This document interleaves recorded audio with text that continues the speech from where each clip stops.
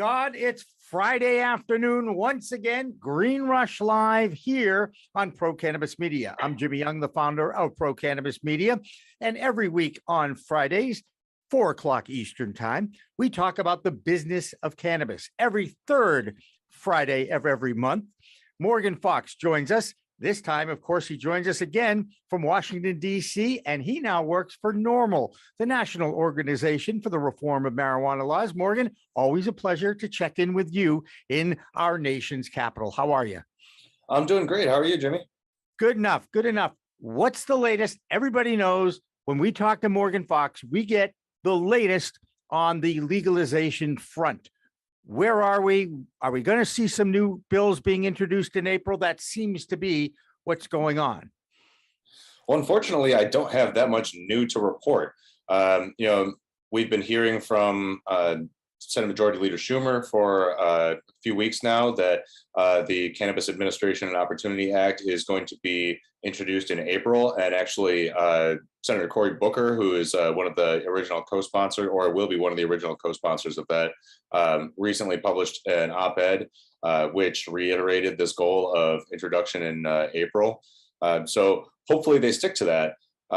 I'm getting increasingly worried that that might not be the case, given everything that's going on with geopolitics and the potentiality for the expansion of the invasion of Ukraine to other new territories and issues with various budgets and spending bills. So it makes me a little bit nervous, but I still have my fingers crossed that that will happen. One of the things that I think would help spur that into action and make sure that the sponsors of CAOA get it introduced in their April timeline would be if the House were to pass the MORE Act. That would serve a couple of purposes beyond just helping to keep the Senate to its timeline, which would eventually allow us to have hearings in the Senate on comprehensive cannabis policy reform, which really haven't taken place yet. Unfortunately, we're hearing that despite getting some really good indications that there would be a floor vote in March, that's now in a little bit of question unless advocates are able to obtain more co-sponsors, both Democrats and Republicans. Currently, there's only one Republican co-sponsor for the MORE Act in the House, and that is an individual who some other Republicans may be a little bit nervous to join on a bill with. So I can totally understand that. But at the same time, this is a bill that I think really speaks to constituencies and bases across the political spectrum, and something that we really need to move quickly, because if we don't get any sort of action on comprehensive cannabis policy reform in the House in Q1, or at the very least, by the first week of Q2, it's very likely that it'll get pushed back to the lame duck, if it even happens at all. And we'll get lost in the scrum of campaigning and all of the other issues that are currently facing Congress right now. So we're trying to put a lot of pressure on Speaker Pelosi's office to bring this to a vote as soon as possible. We're very confident that it would pass if it were to come up for a vote. We just got another co-sponsor, Representative Panetta from California. And it seems like something that would be relatively low-hanging fruit. But at the very basic level, the American people deserve to know where members of Congress stand on this issue, and this would be a very easy way to show them. Well, I will say this: I was really encouraged that there was a bipartisan vote in the Senate the other day to outlaw daylight savings time. It is the only thing that we have been able to see both sides unanimously agree upon, that this turning back the clocks and turning ahead of the clocks perhaps doesn't make much sense in 2022. That being said, this cannabis issue continues to get lost in this bipartisan politics. That is a fact in Washington, D.C., isn't it? Yeah, partisan politics are definitely an issue here. It's also an issue of prioritization. I've always said that support for cannabis policy reform in Congress is a mile wide and an inch deep. And even among voters, if you really ask them what their priority lists are, with few exceptions, it's generally like pretty low on the list. That being said, it's something that a lot of people on both sides of the aisle and across the political spectrum, when you look at voters, want to see happen. So the fact that either party are wavering on this or are trying to use it to gain political points is really ridiculous to me, when you think that it's an opportunity for all of Congress to show that they can actually get something done that a supermajority of the American people want to see happen. Absolutely. And we want to see the clocks and daylight savings time gone too. But the cannabis issue continues to be one I really don't think the politicians of Washington, D.C. even want to discuss. What's happening in the District of Columbia there is one example. And then you've got a guy who's running for governor in Texas, Beto O'Rourke, saying, well, Republicans get high just as much as Democrats do.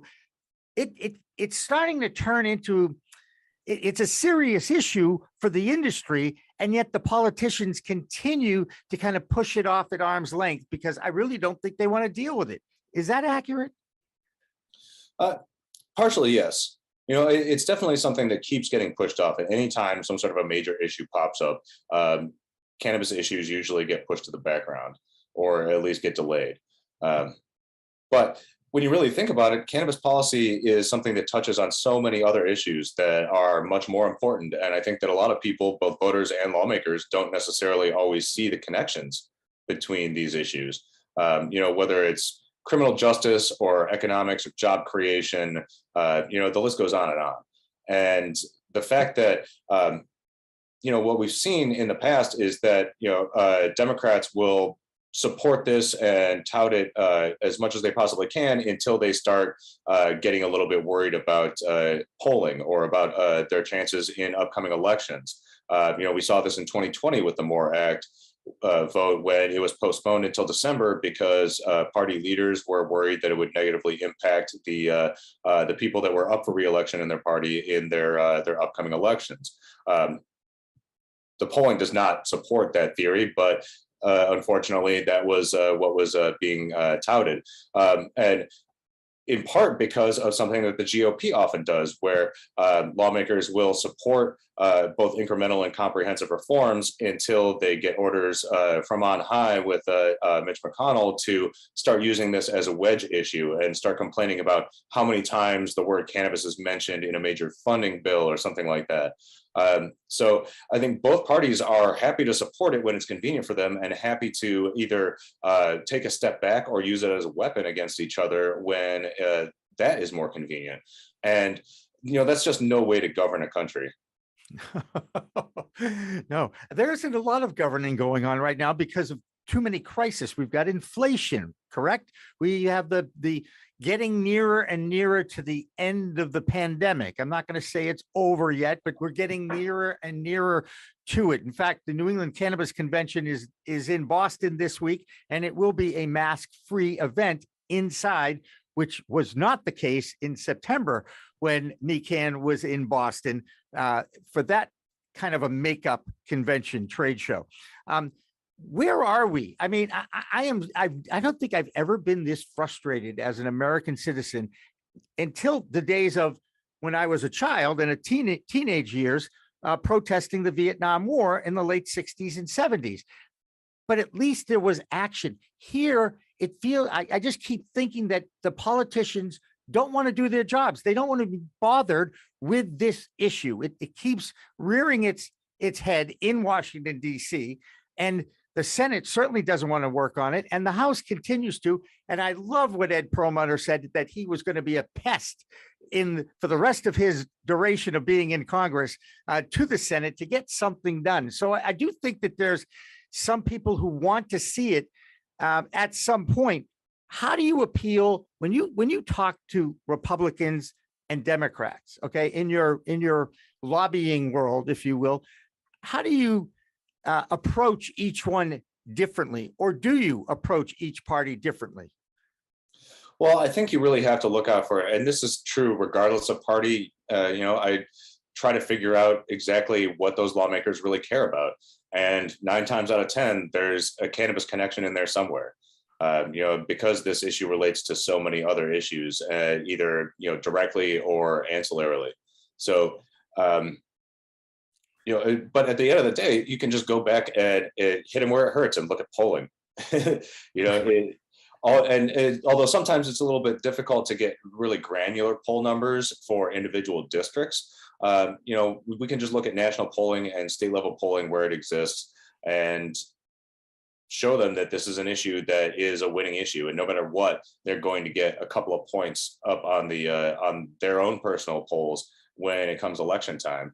And I think it's also important to show that this is something that can be done easily. If both parties would stop, I guess, fighting against each other and trying to use this issue against each other or trying to usurp it from each other, they would see that this is something that can help their constituents across the board and show that they can be a cooperative government. Unfortunately, now it doesn't really seem like cooperation is something that most lawmakers are really interested in promoting. It seems like they're most trying to show that they can own their opponents. And that's really unfortunate because it's stopping serious progress from being made, not just on cannabis, but on a lot of other issues. But that being said, I'm pretty frustrated. But again, we do have opportunities to make moves this year. I'm frustrated with the administration as well for not taking any actions on Biden's campaign promises. Particularly when it comes to expunging federal prisoners. We just saw some reports this week showing that federal drug prosecutions, including federal cannabis prosecutions, had decreased, which is good.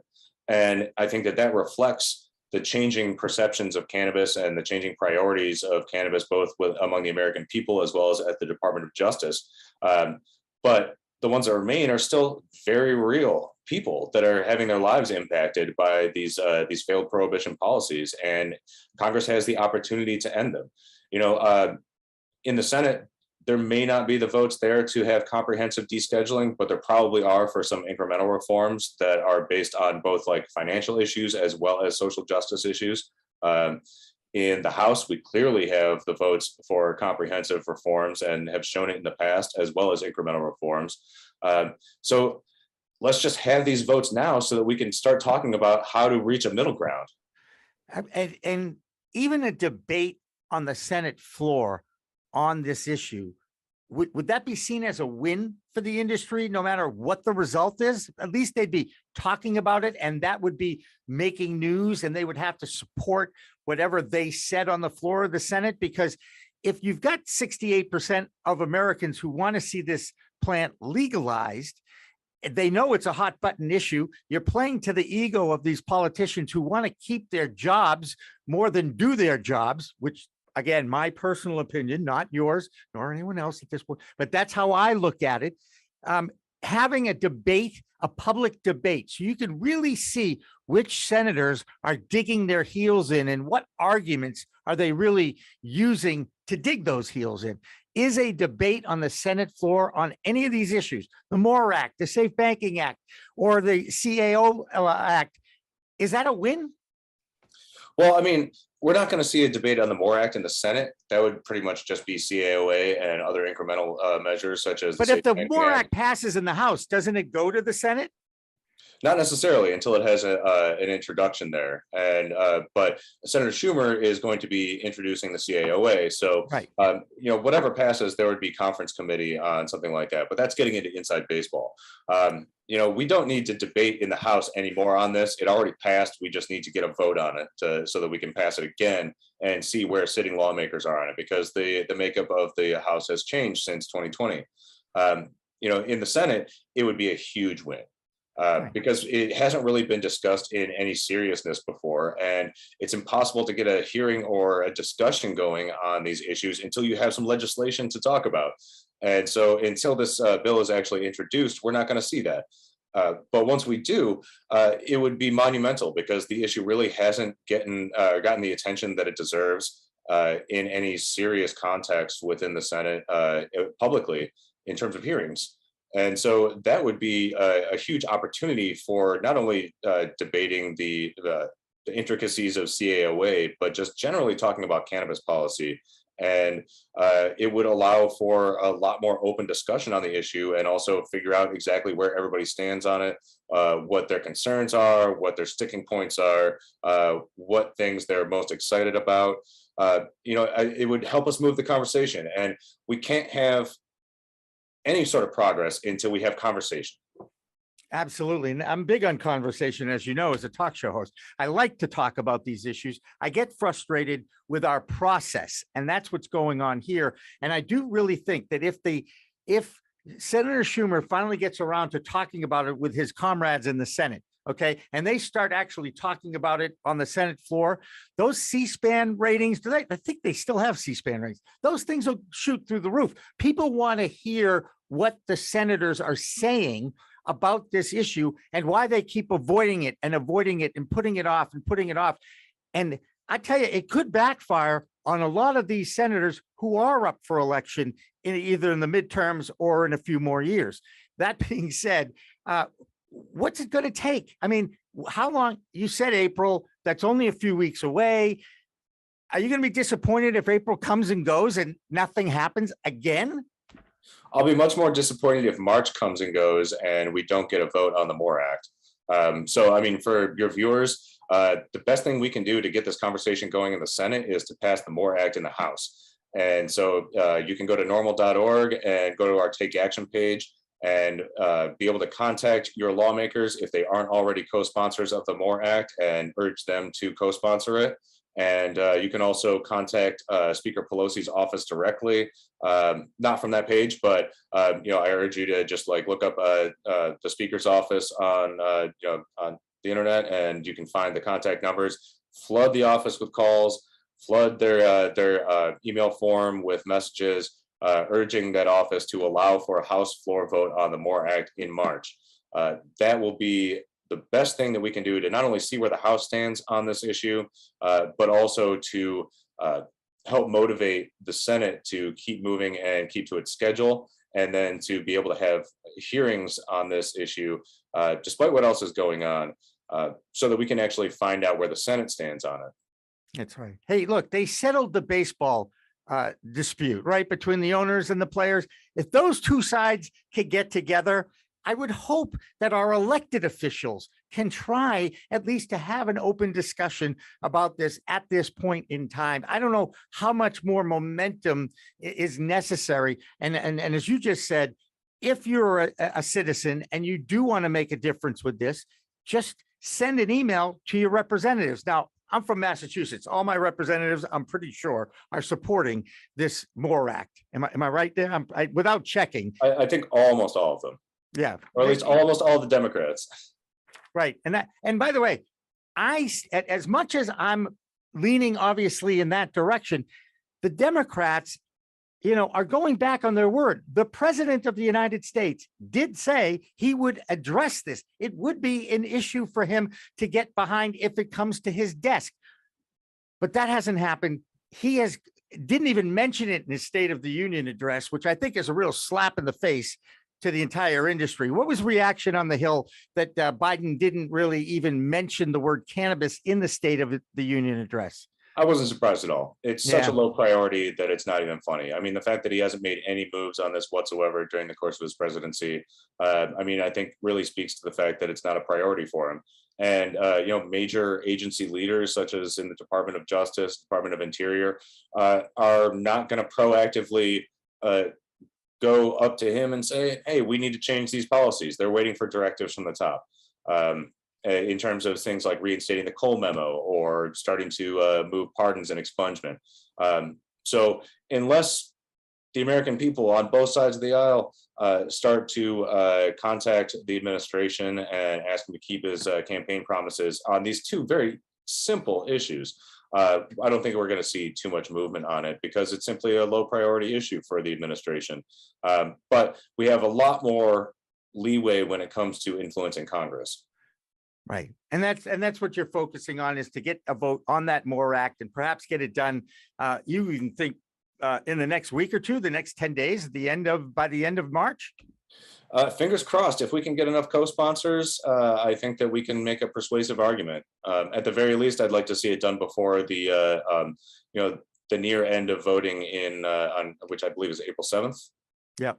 Okay. All right. I get you. And get on the phone, get in your emails, and get out there and let your feelings be known, because it will make a difference even if it's just in the inbox, right, Morgan? If you're flooding the inbox, everybody's going to be like, wow, these people, you're starting to see a real movement here. That will make a difference, won't it? Absolutely.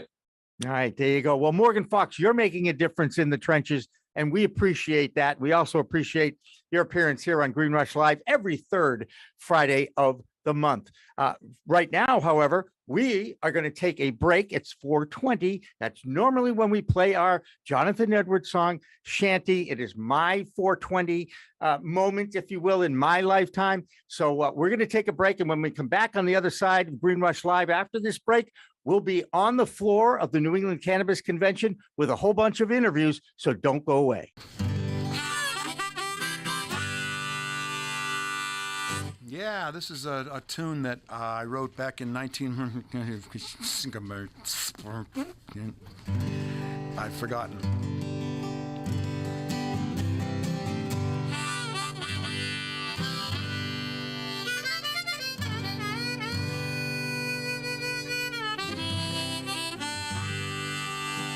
We had a saying in our old band, one of my first bands in 1966 or so. What are you going to do tonight? Oh, just... you know, like every other night, just gonna lay around the shanty and put a good buzz on.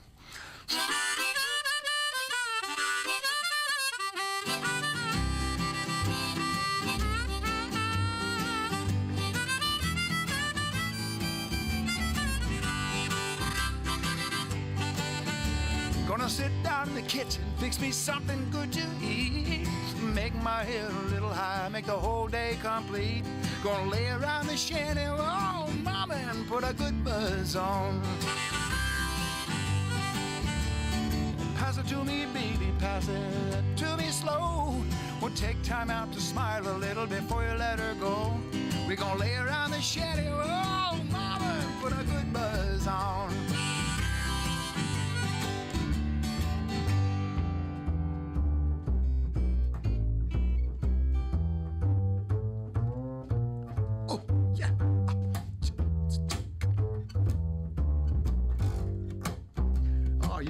You're on something. Go ahead.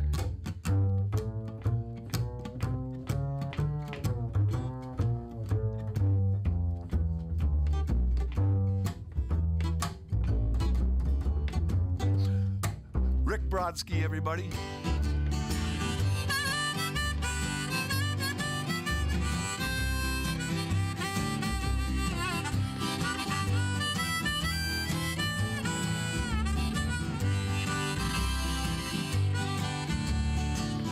Nothing to do and there's always room for more.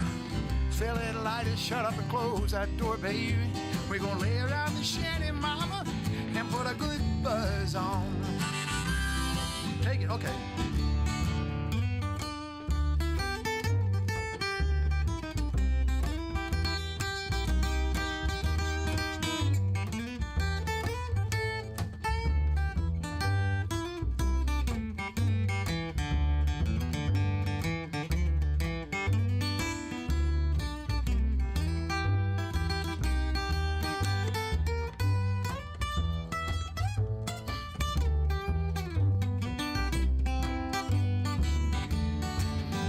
Prohibition never works, it's time to realize it.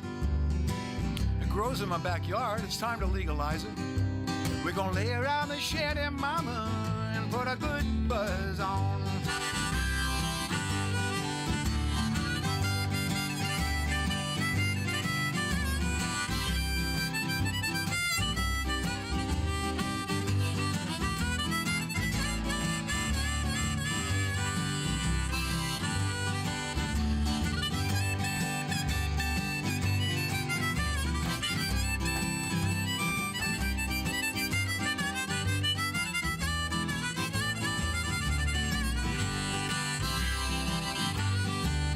I'm gonna sit down in my rented car. I'm gonna jam it into drive.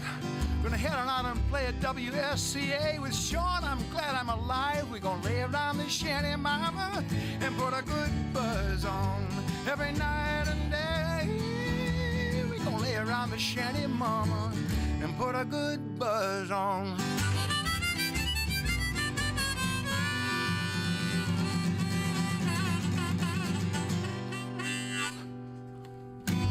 Nice. It's Friday.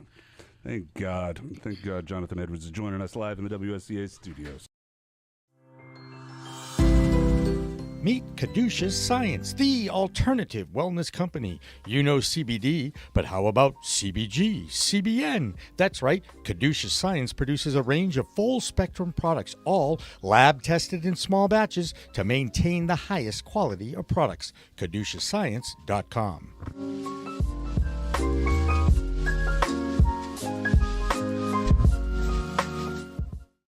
Welcome back to Green Rush Live, our special live edition on this Friday afternoon in the Hynes Auditorium in Boston, Massachusetts. I'm Jimmy Young, the founder of Pro Cannabis Media, and today we're going to talk with Jack Roosevelt. Jack is with the Lucida Club, and yes, I am curious. I'm a curious kind of guy. So, Jack, first of all, nice to meet you. And what is the Lucida?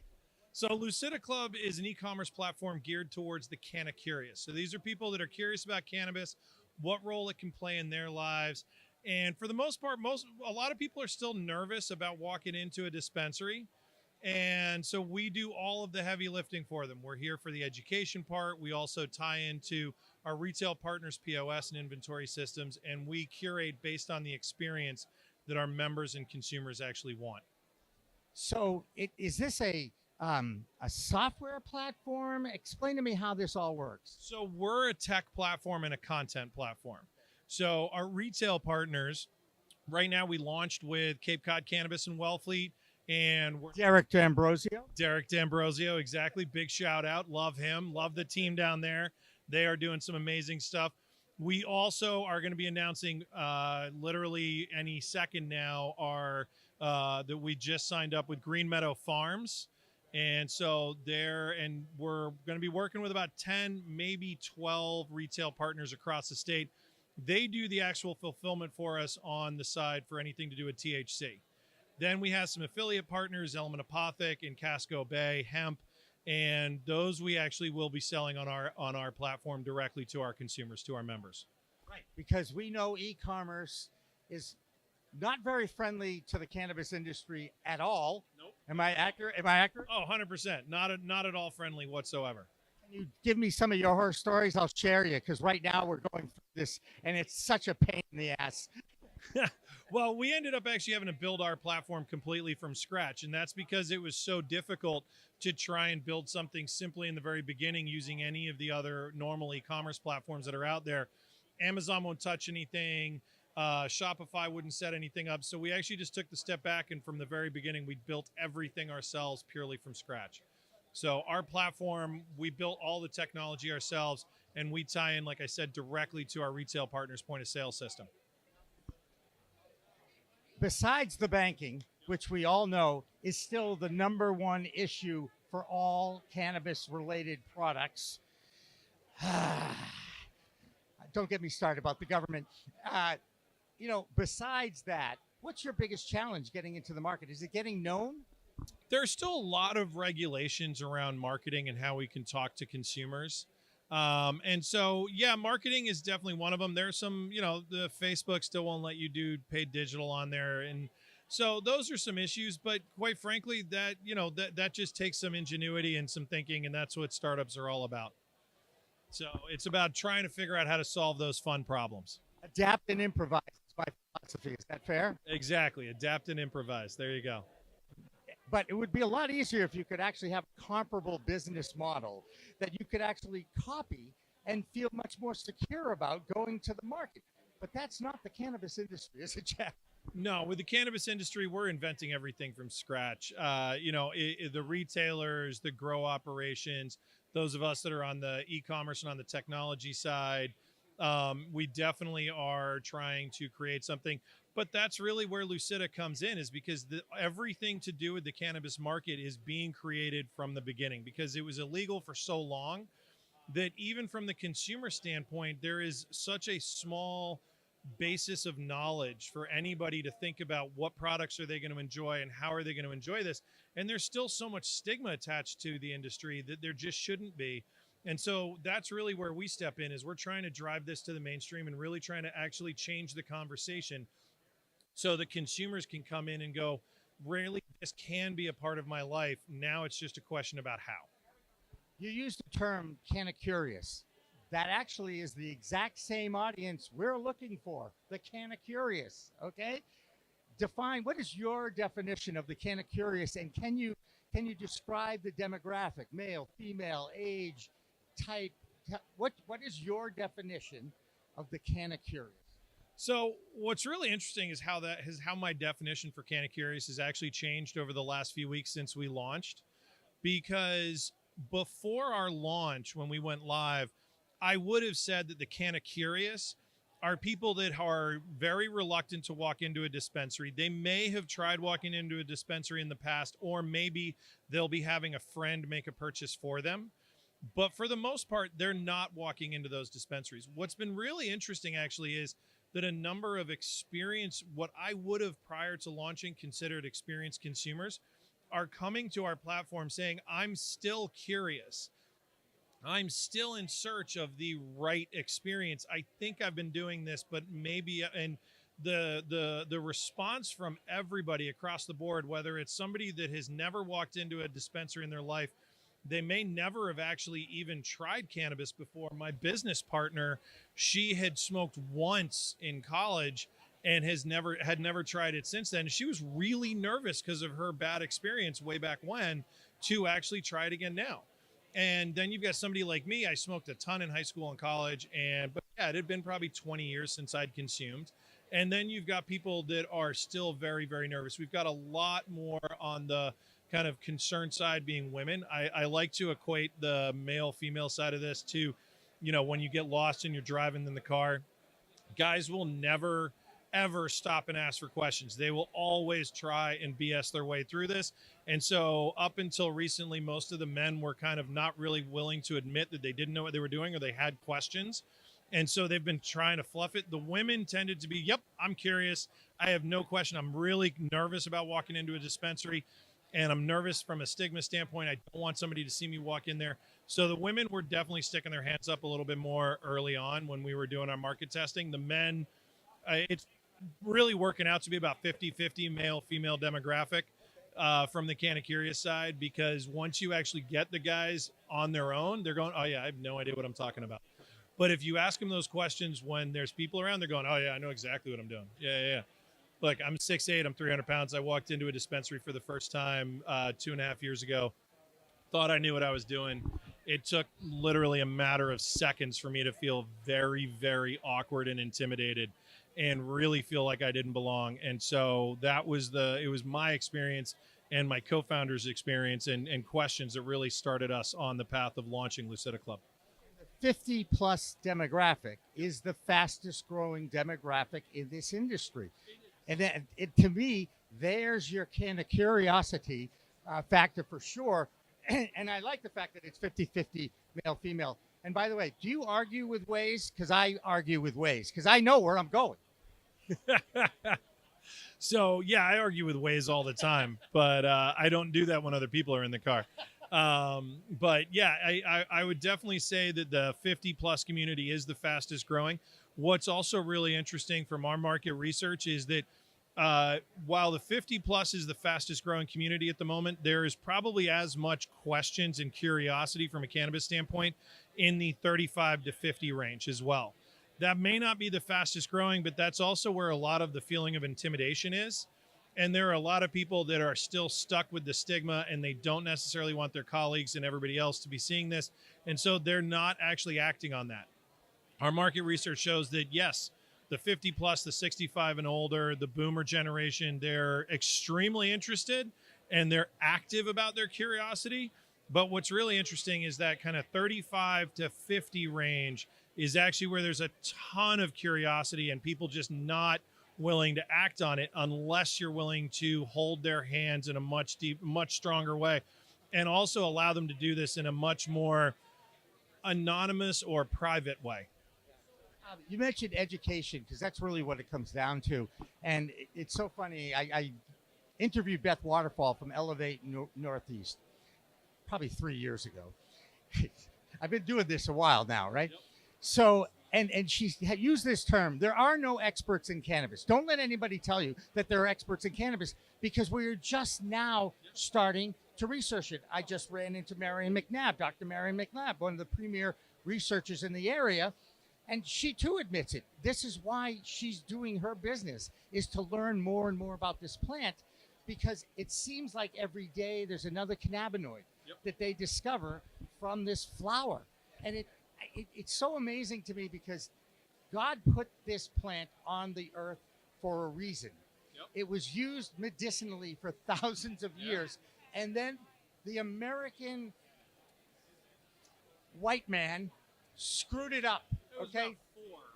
Yes, let's see. I got it. Carnegie, right? DuPont, Hearst, and that guy Harry Anslinger, who they brought in, right? Exactly. There were 4 white guys that screwed it up for everybody else, and they just wanted to protect their own assets. That's right. And you know what? As a capitalist, you understand that, right? 100%. I completely understand that. But not at the point of at the cost of an entire race of people, and allowing the white man who was controlling our politics and our business during the crash of the stock market in that time period to stay in power.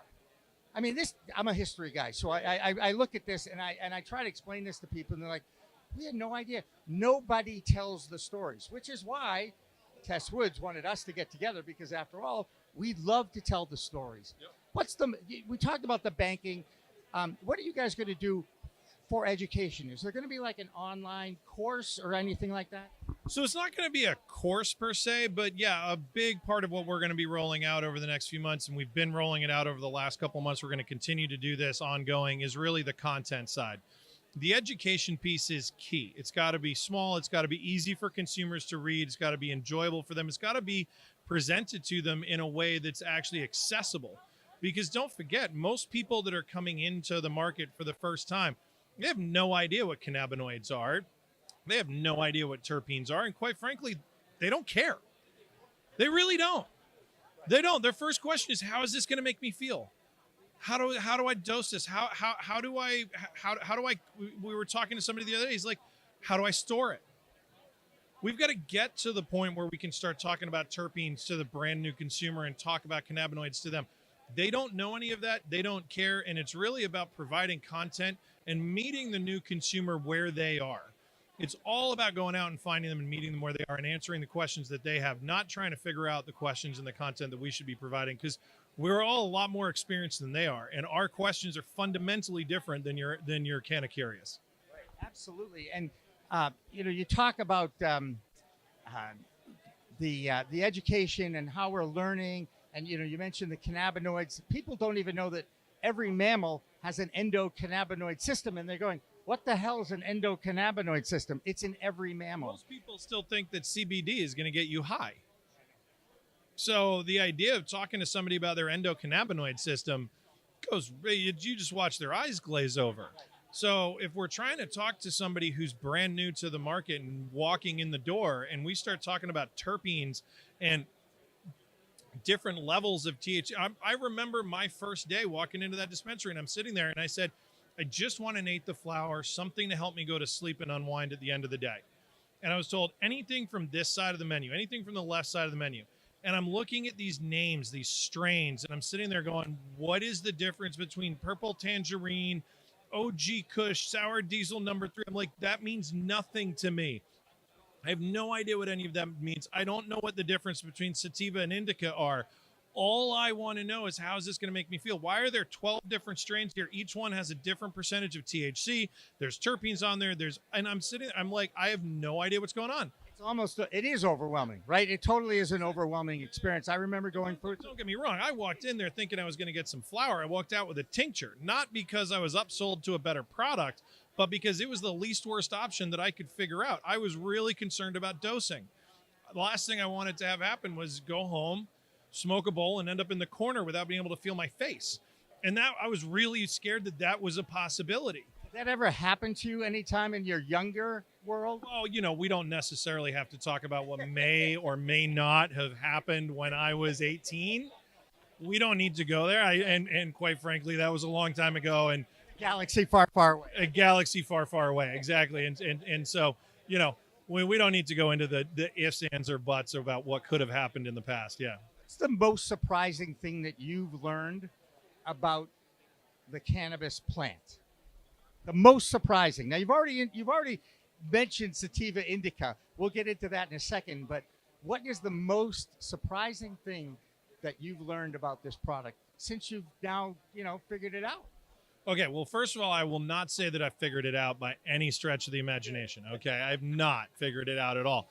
I will say that the biggest aha moment I've had that's not around the potential medical benefits that cannabis brings to the table, that's just more on the sort of social or just on my daily consumption, is I'm a consumer that doesn't always like to feel high. I don't like to feel really stoned.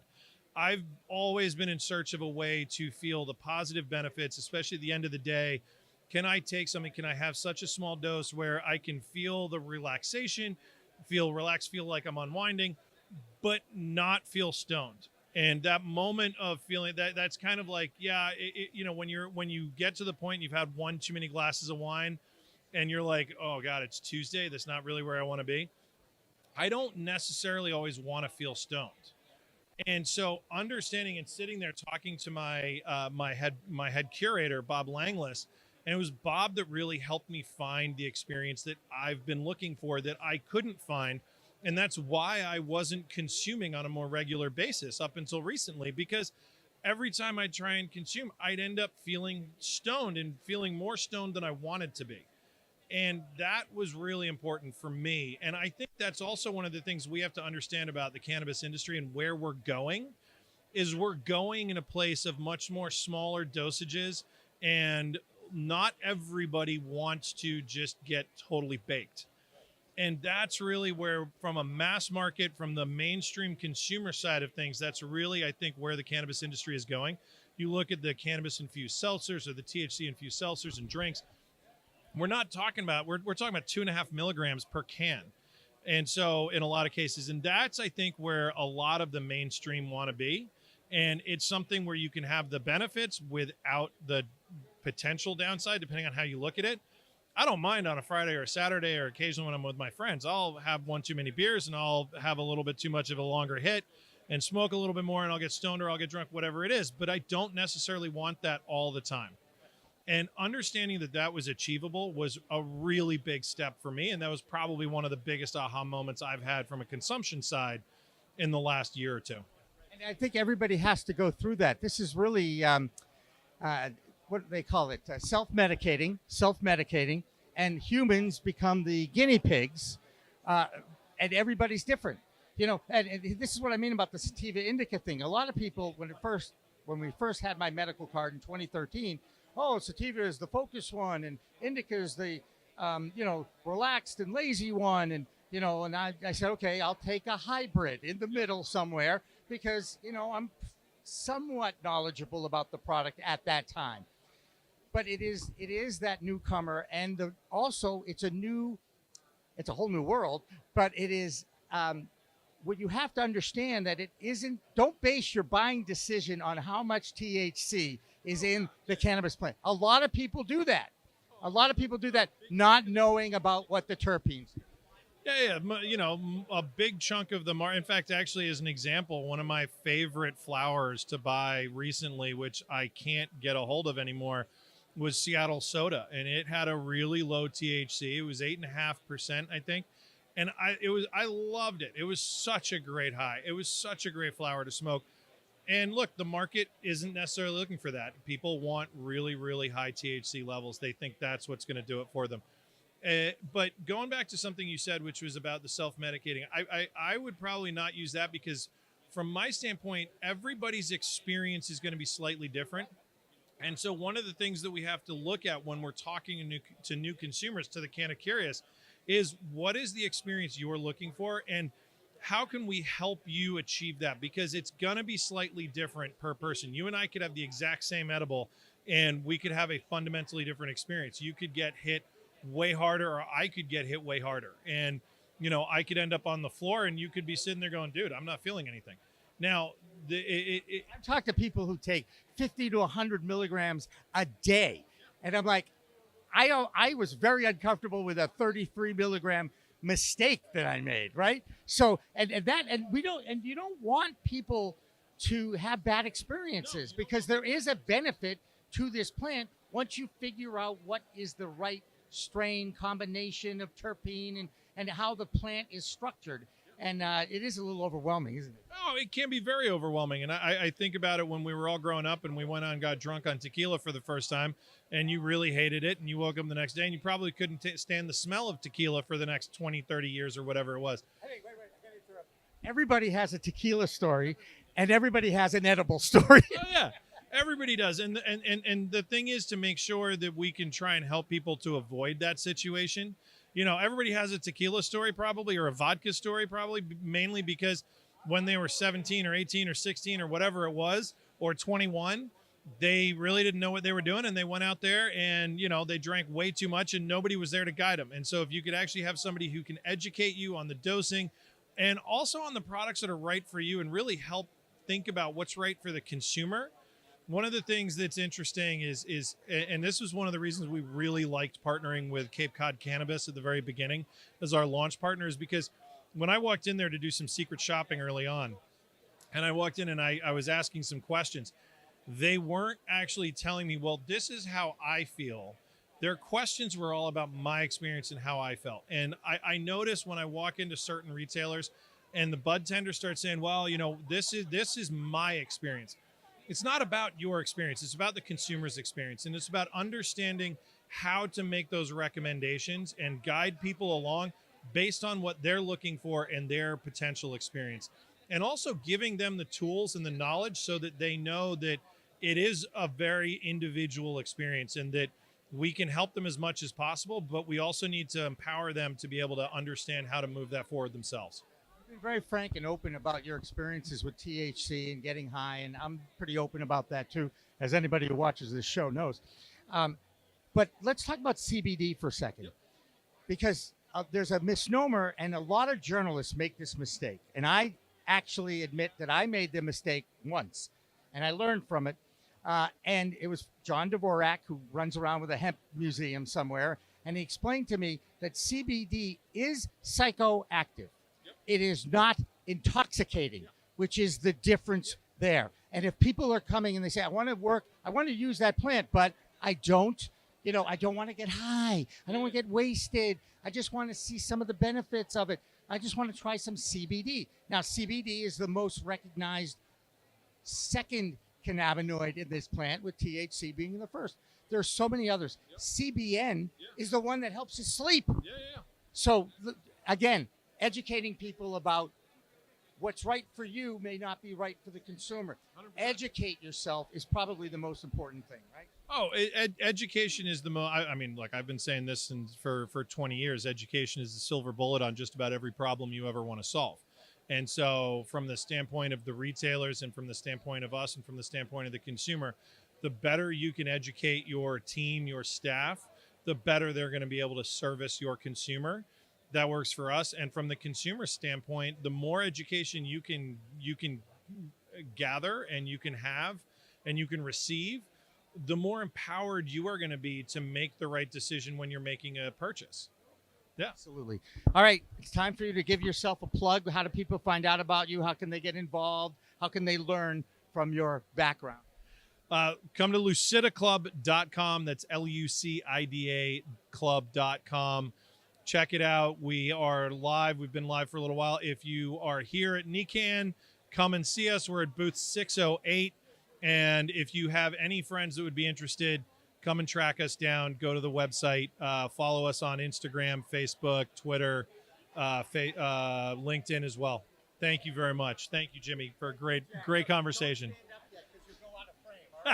But I just want to tell you, you have a PhD in cannabis, as far as I'm concerned. You understand. Yeah, I know, but you understand the experience, PhD.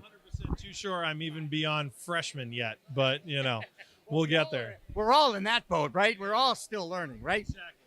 All right, that's Jack Roosevelt from Lucida Club, lucidaclub.com. we're going to continue with more live interviews from the floor of the New England Cannabis Convention at the Hynes Auditorium as Green Rush Live continues after this.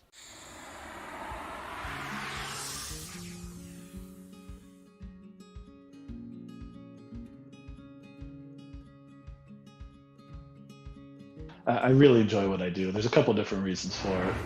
First of all, I've always been an accountant, and it's kind of a nerdy thing to say, but I do love accounting. And I also love helping companies. I love helping people build their companies, especially small to mid-sized startups. I've always been someone that's, in all my roles in industry, it's always been building teams, building companies, building departments. And to be honest, I love working for myself and owning my own company. So I love what I do every day.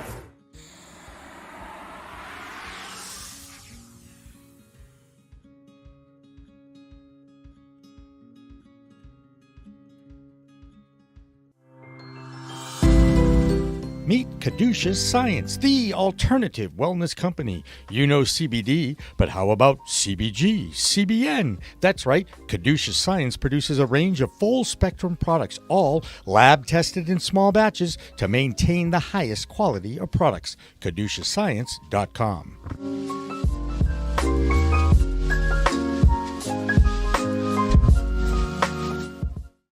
Welcome back to Green Rush Live, our regularly scheduled business of cannabis talk show every Friday at 4 o'clock on the Pro Cannabis Media Network. I'm Jimmy Young, the founder of Pro Cannabis Media, and I'm reporting live, wink, wink, from the floor of the New England Cannabis Convention here at the Hynes Auditorium. What nobody knows about, James Winokur might know about it, and we'll get to James in a second. 4 years ago, I did my very first podcast at the New England that's where I work, New England Cable News, New England Cannabis Convention 4 years ago to the day. So it's a 4-year anniversary. I interviewed Stu Zakem. That was my first ever podcast. And now it's James Winokur, the CEO of Berkshire Roots, one of the most successful dispensaries in Massachusetts. And since I was there at the beginning of East Boston, yes, and I know you're open in the Berkshires, how has it been going, Mr. James Winokur? Well, it's been an interesting time for all of us. Cannabis industry certainly flourished during the height of the pandemic. We're probably back to normal business mode, but Berkshire Roots, as you said, is open in Boston and Pittsfield. See a little bit of different customer, coming in there, but we're really happy. We've delivered a lot of great products. We have great reviews. The Massachusetts cannabis industry is thriving, and we're happy to be part of it. Now there are over 200 dispensaries in Massachusetts. A lot of people are saying, oh my God, they're everywhere. Oh my God, how are you ever going to make it now? So James, how challenging is it to differentiate your dispensaries from others in the Boston area or in the Berkshires?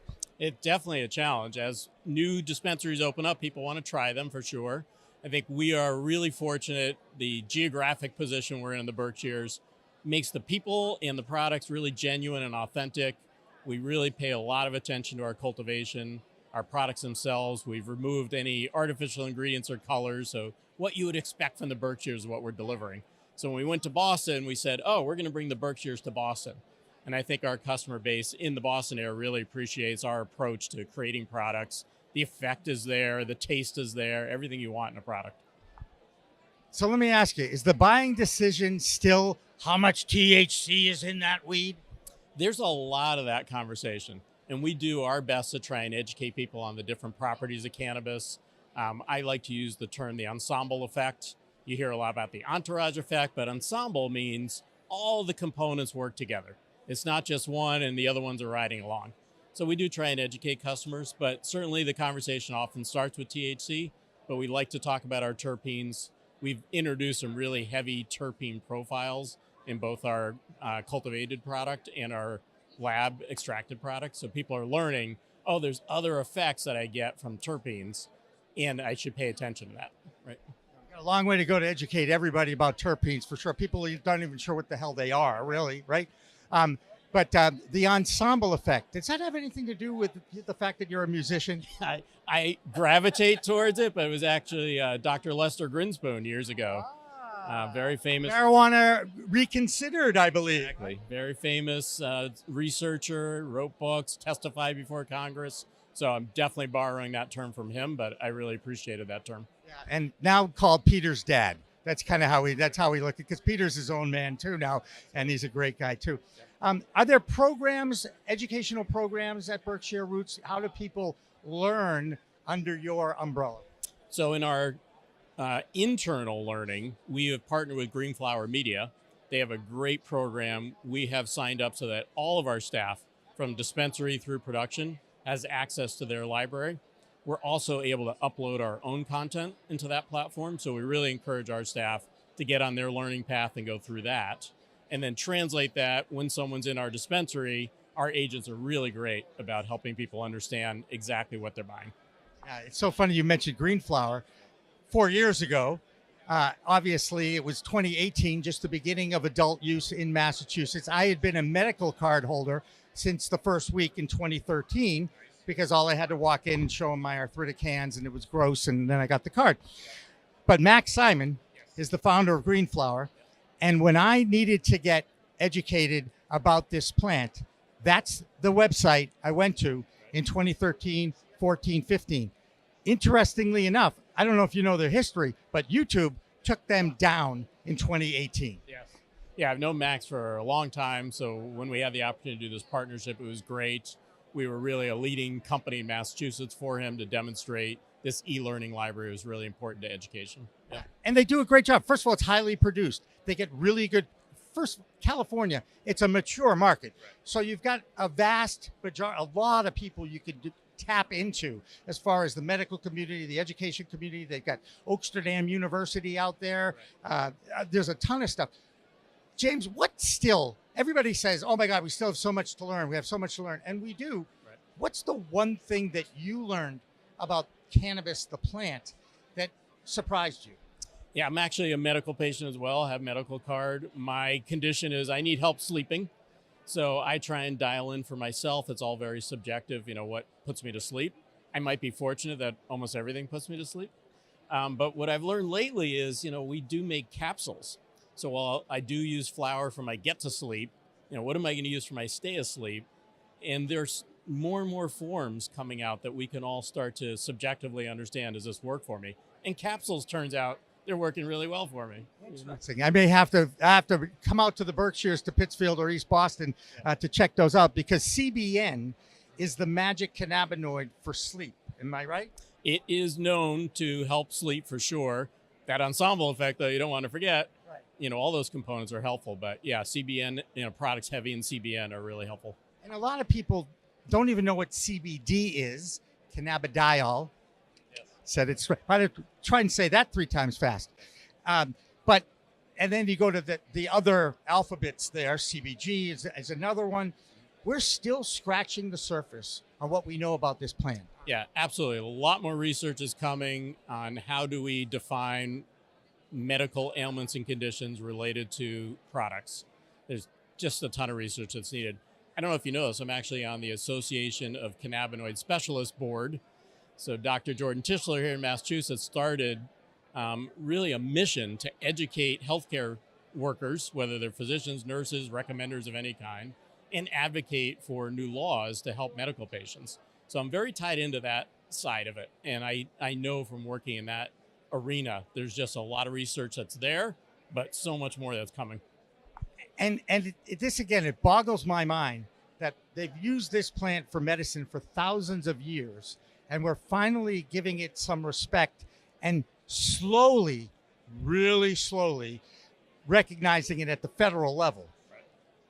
How frustrated is it to be in the industry? Although you're in Massachusetts, so it's flowing and it's here, but it's still got to be frustrating with banking and all that stuff, that it's still a federally illegal product. Yeah, there's an amazing number of obstacles in our day-to-day world where we think we're going to go down a path and realize there's an obstacle to doing that.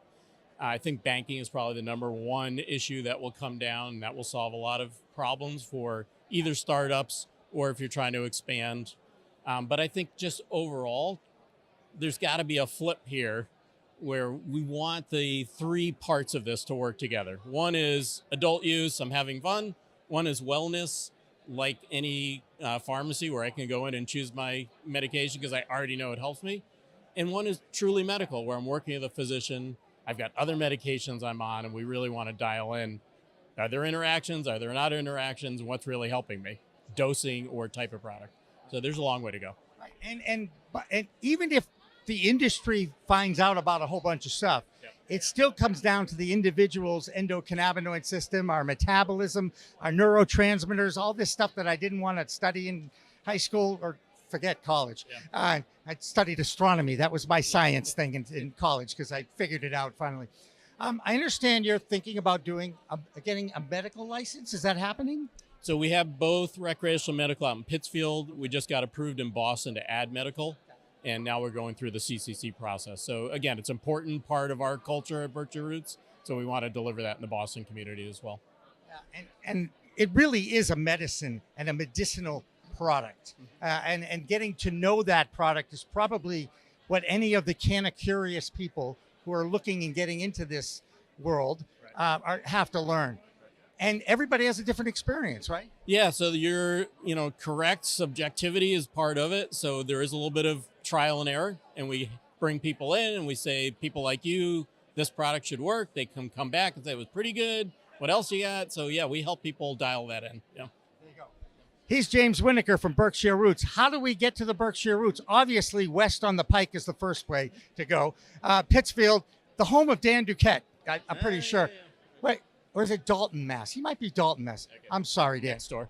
Right. It's that area. How do people give us a little plug of your website? Sure. BerkshireRoots.com. Very easy. We have two parts of the website, Pittsfield, Boston. If you're in the Boston area, we're right near the airport. East Boston. Been there when they first opened. I was there on the opening day. I remember that. Yes. And he's James Winokur. I'm Jimmy Young. A much easier name to say, by the way. Thank goodness. No, that's okay. You were born with it. You can't really change that at this point, right? We're going to have more of Green Rush Live from the New England Cannabis Convention. After this, don't go away.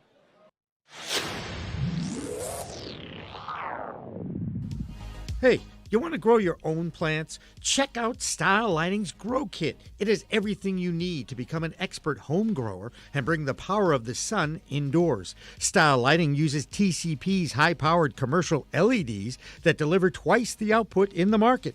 The Grow Kit has a grow bag, a timer, chains to hang the light, and of course the best in the business lighting system by TCP. Check out stylelighting.shop for more information.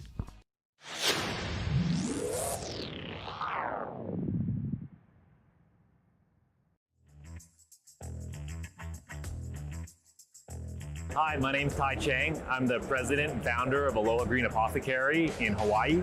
We're a vertically integrated medical cannabis company with 3 dispensaries, 1 extraction lab, and 1 cultivation center near the North Shore of Oahu.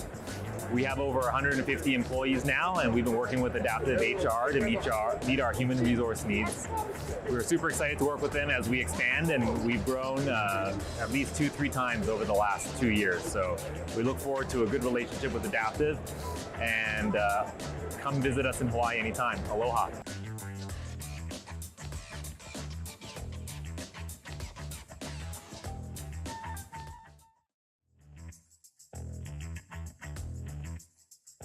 Hi, my name is Janice O'Reilly. I'm a partner with AAF CPAs, a national CPA firm that specializes in cannabis. We're based out of Boston. We have been working with Adaptive HR for several years and have recommended them to our clients, who have all been extremely happy with their service and their responsiveness.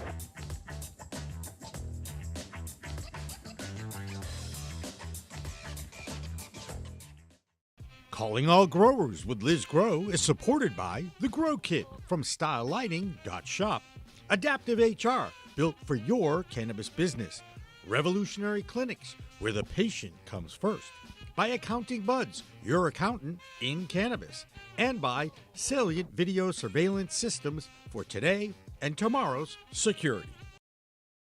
Welcome back to Green Rush Live, our regularly scheduled live Friday afternoon Business of Cannabis talk show.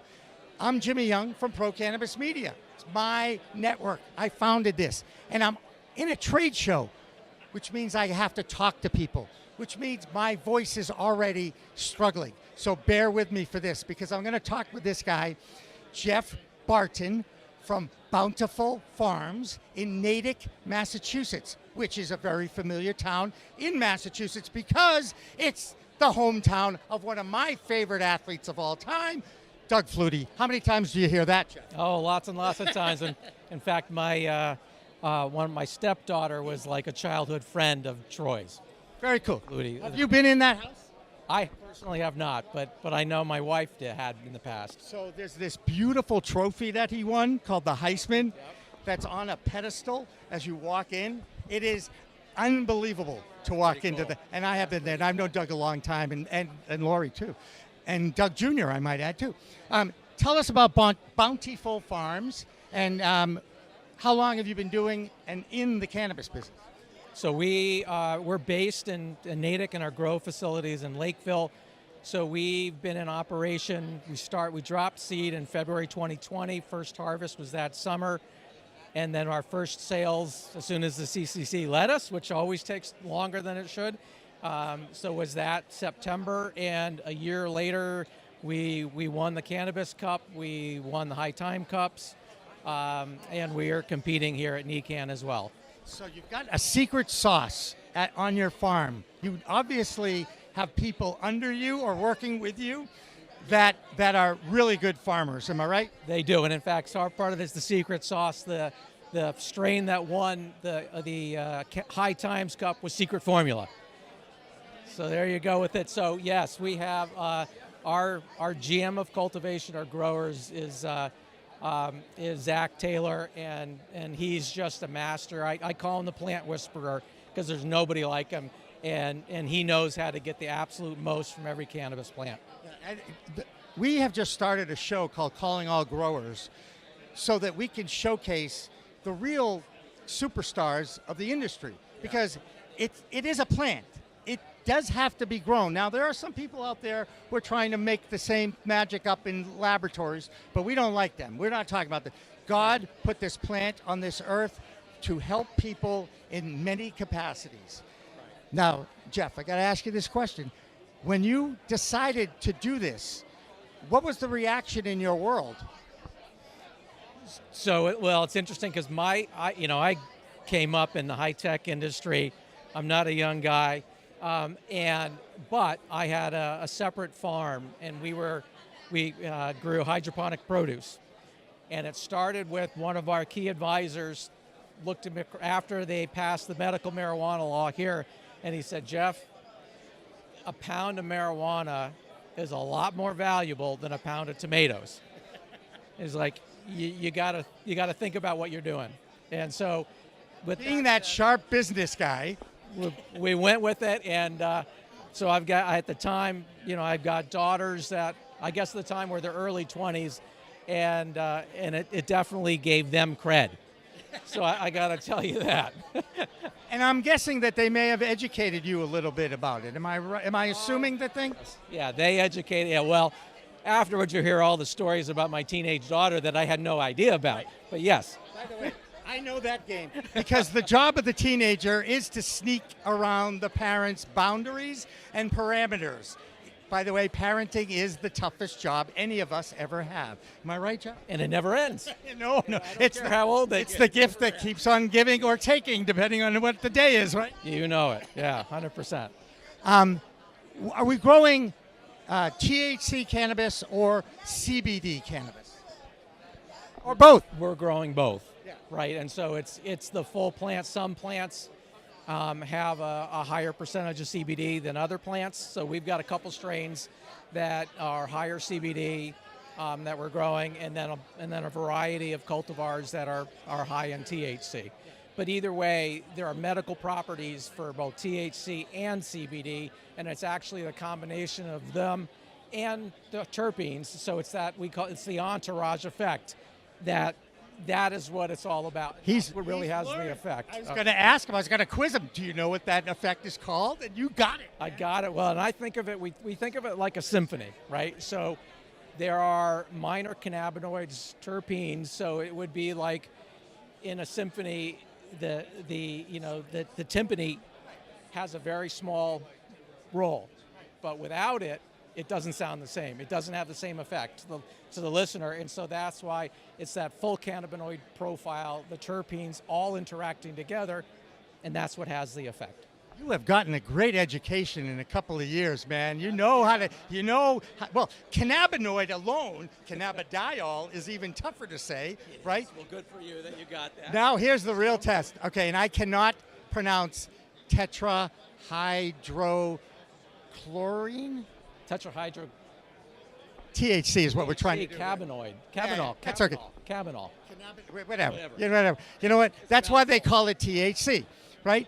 And the amazing thing about this plant is we're still just scratching the surface about what we really know about what's in this flowering, beautiful thing that God put on this earth. Am I right? 100%. And and that's part of, because it was still is federally legal, so it's put the stop on a lot of the research. And so there is some research that's been done.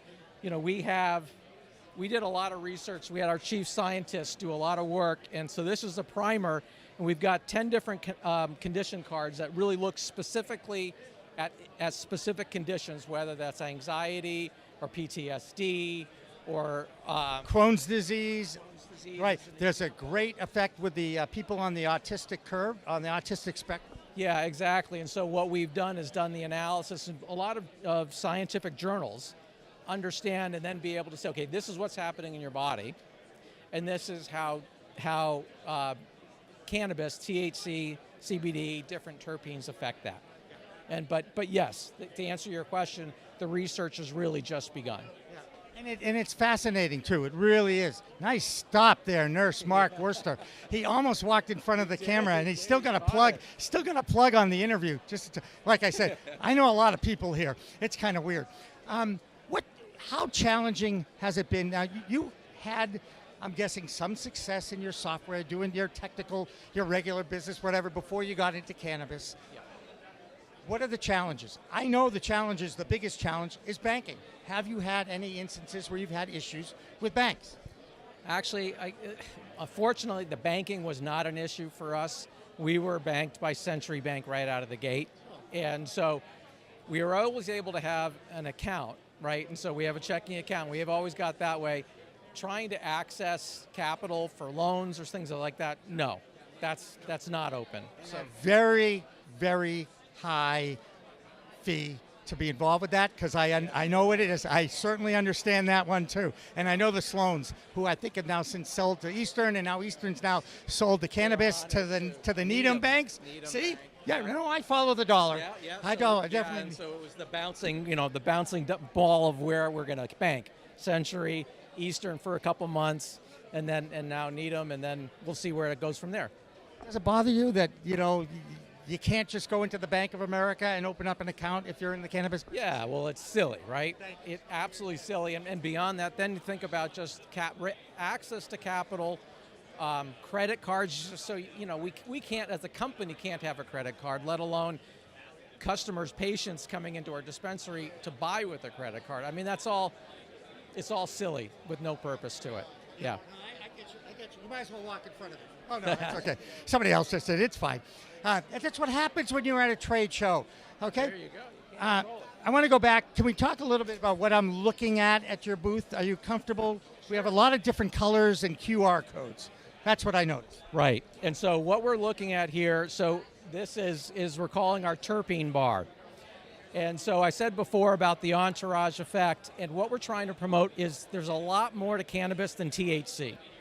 And I think that's where a lot of people they get stuck on the THC. And so what we're trying to show is the terpenes, and you have the ability to.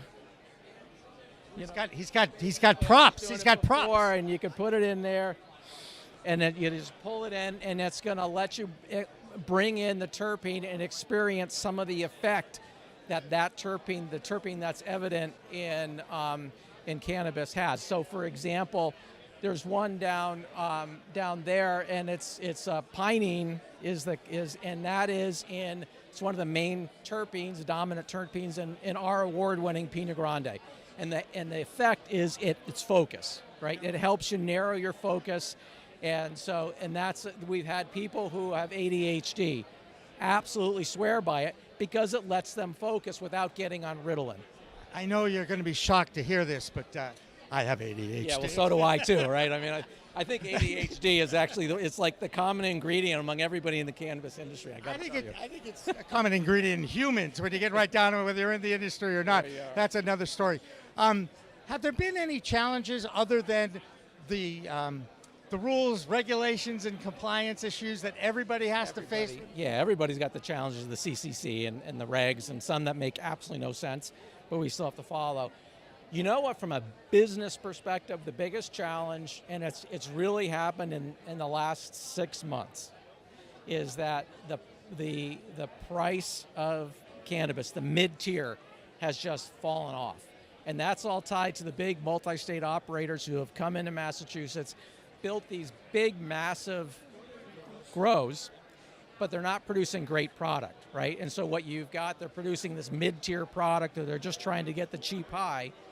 And what's happening is we call it the hollowing out of the middle, right? So at the high end, which is thankfully where we play, and the premium has held its price.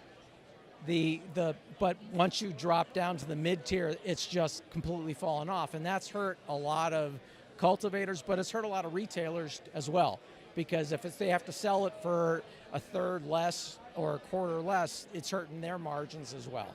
So you're a craft farmer, and this is a craft strain farm that you're working with, right? It is, yeah. And this issue is not just in Massachusetts, it is in every state where multi-state operators exist.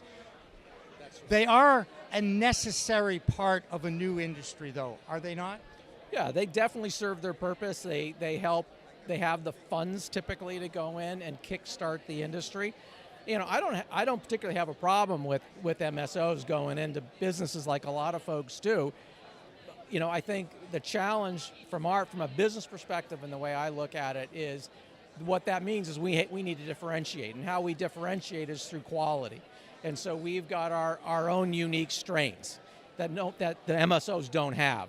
So that helps us differentiate, producing the top level premium quality. So people are coming in and looking for us, and retailers are constantly asking to carry our product, and that's how we differentiate. So it's like any other capitalistic market. You got to differentiate. There's competition, and we just need to be smart about how we do it. So who makes up the names of the strains, Jeff? Well, you know, this is actually a good story.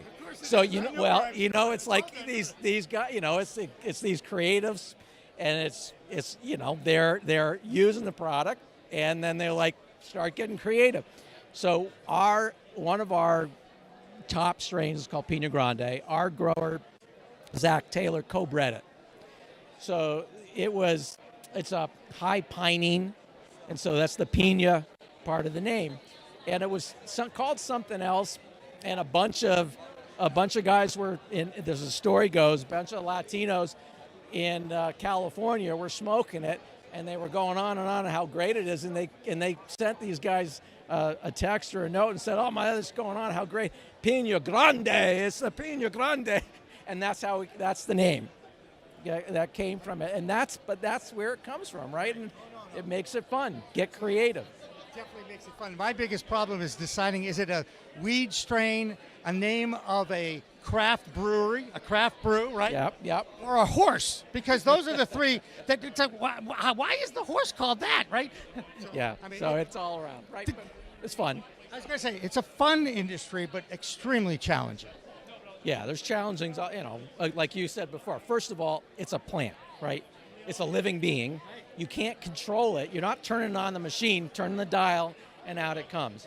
So you got it. It's growing it. It's investing in the infrastructure that allows us to grow it without mold, without using pesticides, so that it's when we harvest it and when it goes out, we've never had to remediate or treat it like a lot of others do, because it's got some mold spores or something in that, and that's what holds the quality, holds that terpene. So when you smell it, when you smoke it, it's got that great intense flavor. Fantastic. Where can people find it in Natick? So in Natick, our dispensary is on Mercer Road, and it's a medical-only dispensary. And then we are in select other retail partners throughout the state. And so Rise Dispensaries is one of our biggest ones. ATG is another of ours. In Boston, Seed has been a great retailer right for us right from the get-go. Right, and one of the best destination dispensaries I've been to in Massachusetts. Seed. Yeah, they've done a fantastic job in really honing in on the social impact that cannabis has had. Their CEO, April Arasati, is a fabulous lady. Yes, she is. So many people, it's talk is cheap. Trust me. I know that. She walks the talk, Yes, right? And so when I say someone walks the talk, that's like one of the biggest compliments that I can give, because it shows integrity. You're willing to back up, and so April's a great lady. Absolutely, and it has a great social equity exhibit in there. That jail cell is worth going to. Oh my God! And it's hard to watch that video without getting choked up, isn't it? Naomi McIntosh's story about her brother will choke me up every time I hear it. Yes. Right? It's just, and that's why they're the real deal. Yes, they are. Hey, you're the real deal, man. Hey, man, I appreciate it. Thanks so You much. did a great job. I look forward to coming out and visiting your farm at some point. Yeah, you know what? Here, you call me whenever you want. I bet. And Power of media, yeah. yeah, seriously. I No, understand. we're going to be for 420. We are coming out with an infused pre-roll, so a hash infused pre-roll, and we're calling them mass holes. And instead of the term of in the industry, know the term, all right. hash hole. So we're calling them mass holes, and we're putting a couple of like the gold ticket in like the Charlie and the Chocolate. So ours, we have got emerald tickets going in a couple of those, and the winners, whoever opens it up and it's got an emerald ticket, they're getting a tour. So we do it periodically, even people that aren't in the power of the mic. But in all seriousness, if you want to come by and see the grow, we'd love it. We're proud of it, and I'd love to have you by. Well, we're going to talk about it on the next Calling All Growers show with Liz Grow, which is our new program that we run on Pro Cannabis Media, which I know, Jeff, you and your whole team are going to like, share, and subscribe to, right? You bet. You bet, man. That's Jeff Barton. I'm Jimmy Young for Pro Cannabis Media. Remember, it's a whole new world of weed out there. Use it responsibly. Thanks for watching. Thanks for listening. Weed Talk and In the Weeds are two productions of Pro Cannabis Media supported by Revolutionary Clinics, one of the top medical cannabis dispensaries in the Massachusetts area, now with 3 locations in Greater Boston, 2 in Cambridge and 1 on Broadway in Somerville. Rev Clinics has a patient-first mission. They will customize your needs as a medical patient with the proper titration and combination of strains, flavors, and products. Rev Clinics, where the patient comes first.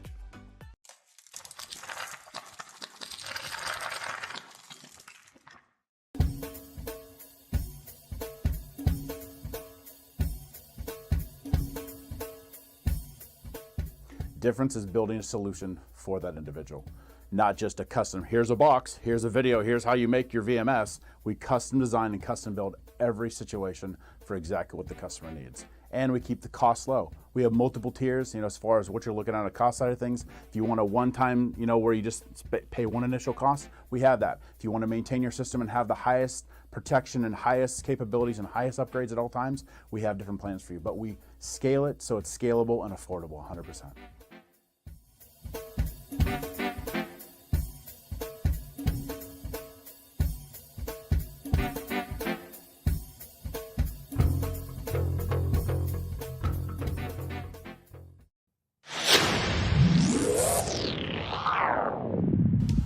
Hey, you want to grow your own plants? Check out Style Lighting's Grow Kit. It has everything you need to become an expert home grower and bring the power of the sun indoors. Style Lighting uses TCP's high-powered commercial LEDs that deliver twice the output in the market.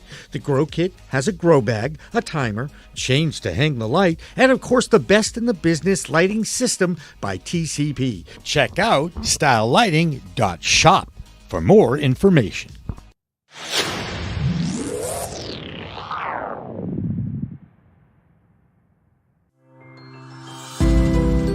Meet Caduceus Science, the alternative wellness company. You know CBD, but how about CBG, CBN? That's right, Caduceus Science produces a range of full-spectrum products, all lab-tested in small batches to maintain the highest quality of products. CaduceusScience.com.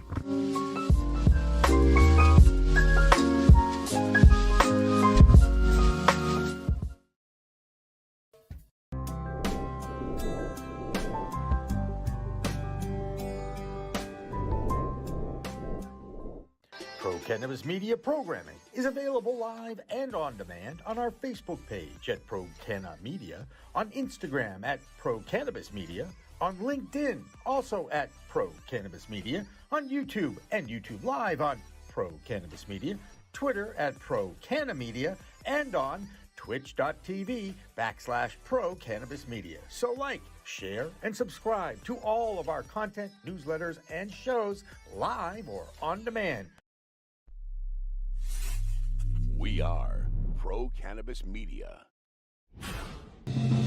Coming up on We Talk News this week, the cannabis industry flocks to Boston for the 8th annual New England Cannabis Convention. Green Rush Live is on location there this week. Plus, a Russian cannabis entrepreneur in Nevada gets bagged for illegal campaign financing. And take a bite out of this edible in the shape of an ear. Who else but Mike Tyson's cannabis company is now offering ear-shaped edibles with a chunk missing. It's even endorsed by Evander Holyfield. You just can't make this stuff up. We Talk News is next.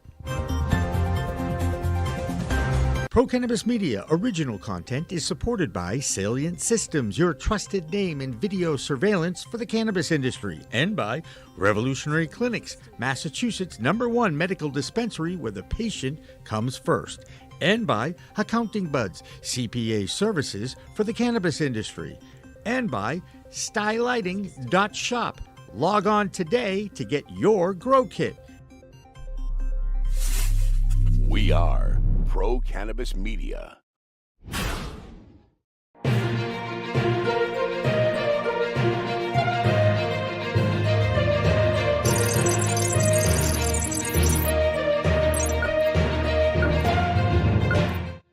Hi, everyone. Welcome to Weed Talk News. I'm Elena Pinto reporting for Pro Cannabis Media. And a new report this week is showing that the end of the coronavirus pandemic could also mean an end to the quarantine hype around buying weed. MJ Biz Daily reported this week that many cannabis industry executives have seen the correlation between marijuana sales and COVID restrictions easing in the US. The platform found sales of cannabis products increased by 777% in 2020. But that seems to be slowing as people start to return to normal life.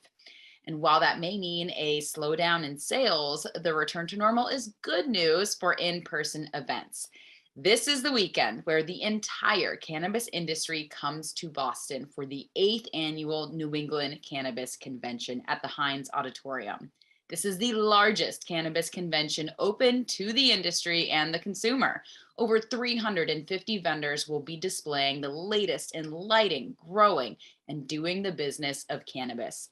Over 30,000 people are expected for the educational workshops and the exhibit floor. The September event was a masked event, but now that Boston has lifted its indoor mask mandate, masks will be optional. The pandemic wreaked havoc on the entire trade show industry, and it was especially tough on cannabis. No one knows that better than NECANN's director, Mark Shepard. Mark, needless to say, the COVID pandemic shut everybody down, but the trade show industry was really another one, like the cruise industry. You couldn't do anything. I know how frustrating that was for you. So when you're now back into it and you see a full year of NECANN events, you've got to be excited or taking a deep breath at least it moves forward. Yeah, I mean, there obviously was, it's easy to forget it now, but certainly before the vaccines came, a lot of people, there was a lot of talk and a lot of people in the industry, we're transitioning to virtual events. there was a lot of people speculating that this was the end of an industry. And having come from print journalism, I'm very familiar with being in an industry as it's going down the drain. So, to come out of that and be able to now look at the fact that the events are stronger than ever, it's a huge relief. I mean, we can't put aside the fact that, we literally are now, filling in the lost revenue for 2 full calendar years. Right. So as this year looks great, it looks great as a way to make up for the fact that we were completely shut down for 24 months. Be sure to tune in to Green Rush Live this week with Pro Cannabis Media's Jimmy Young live from the New England Cannabis Convention. And new into the Pro Cannabis Media newsroom, Toy Hutchinson, the CEO of the Marijuana Policy Project, has announced a virtual press conference to recognize the 50-year anniversary of the Schaefer Commission report. In 1972, the Schaefer Commission investigated the effects of cannabis use on specific communities and found that small amounts of cannabis do not harm society and should not result in criminalization or jail time. The MPP hopes to reinvigorate an initiative to end the federal prohibition on cannabis immediately. The virtual event takes place Tuesday, March 22nd at 10 a.m. Eastern Time. And this week, state treasurers from across the U.S. participated in a panel focused on federal marijuana banking reform.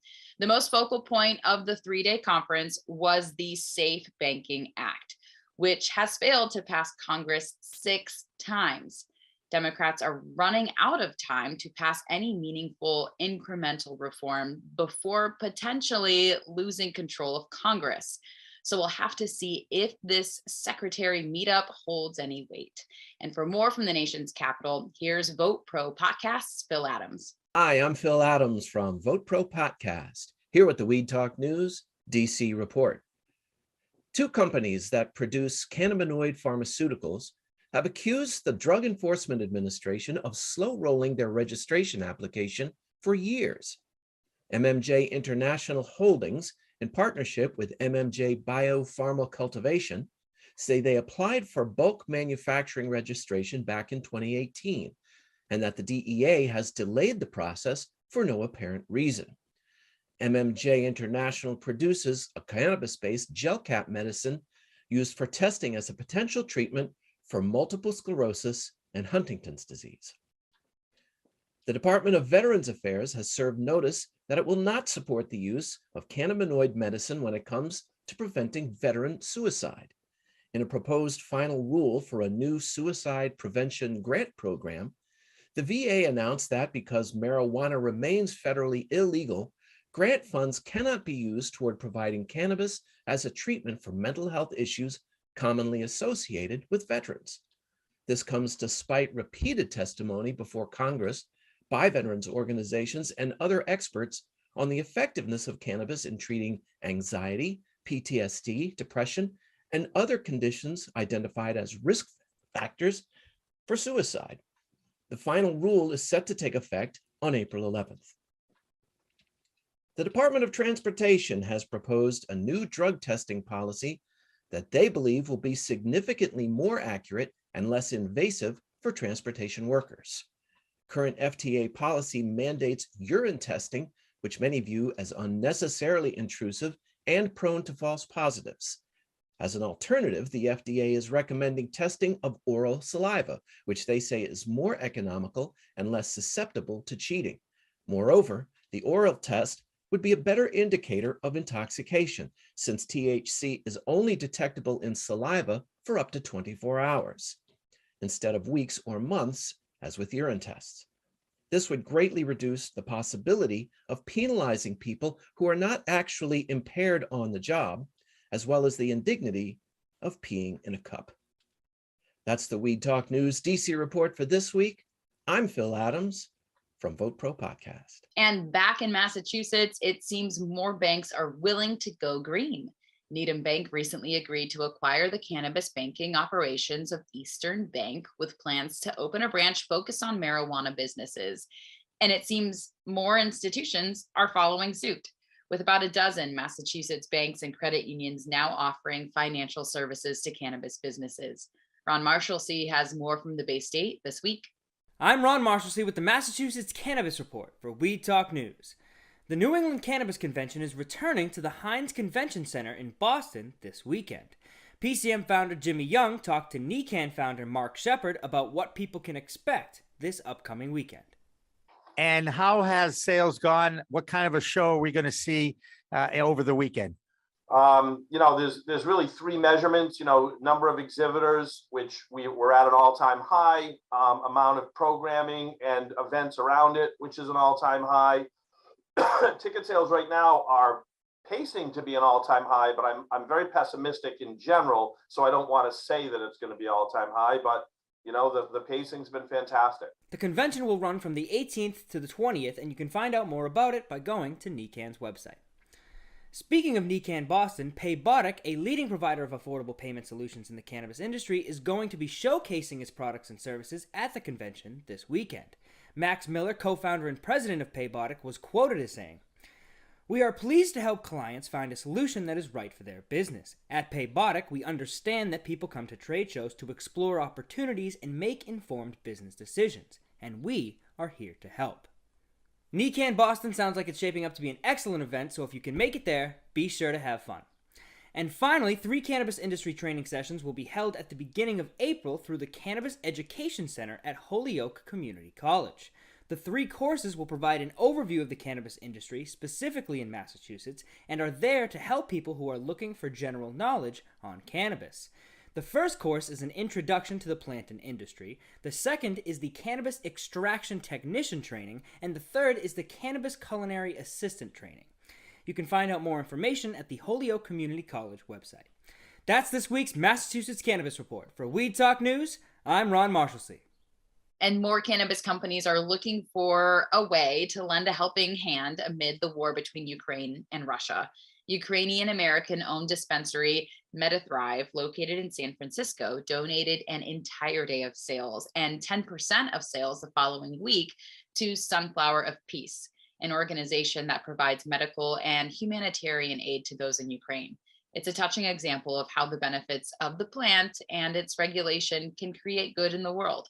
And with more from California this week, let's check in with Christopher Smith. Greetings from the left coast. This is the California Roundup for Weed Talk News. It was 26 years ago in 1996 that California's Prop 215, also known as the Compassionate Use Act, ignited the legal cannabis revolution that has swept the nation, where cannabis is now legal in 37 out of 50 states.